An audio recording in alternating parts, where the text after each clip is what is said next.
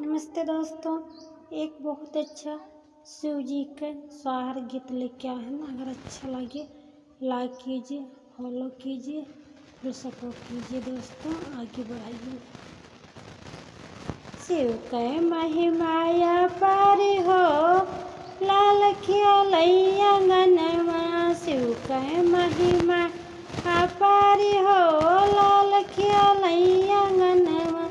खेलते खेलते लाल गए बाबा क्या कुंवर। खेलते खेलते लाल गए बाबा क्या कुंवर। आजी कै जियरा जुड़ाई हो, लाल खियालई आंगनवा। आजी कै जियरा जुड़ाई हो, लाल खियालई आंगनवा। शिव कै महिमाया पारी हो, लाल खियालई आंगनवा। खेलते खेलते लाल गए बड़े पापा के कुंवर। खेलते खेलते लाल गए बड़े पापा के कुंवर। बड़की मम्मी कै जियरा जुड़ाई हो, लाल खियालई आंगनवा।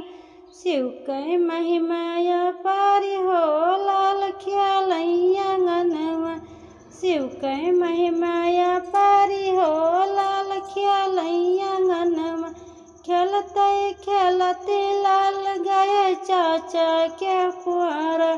खेलते खेलते लाल गए चाचा के कुंवर। चाची कै जियरा जुड़ाई हो, लाल खियालई आंगनवा।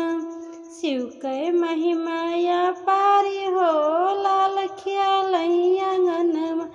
खेलते खेलते लाल गए फूफा के कुंवर। खेलते खेलते लाल गए फूफा के कुंवर।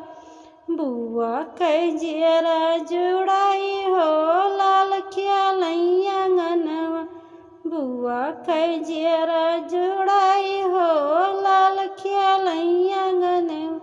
शिव कै महिमाया पारी हो, लाल खियालई आंगनवा। खेलते खेलते लाल गए पापा के कुंवर।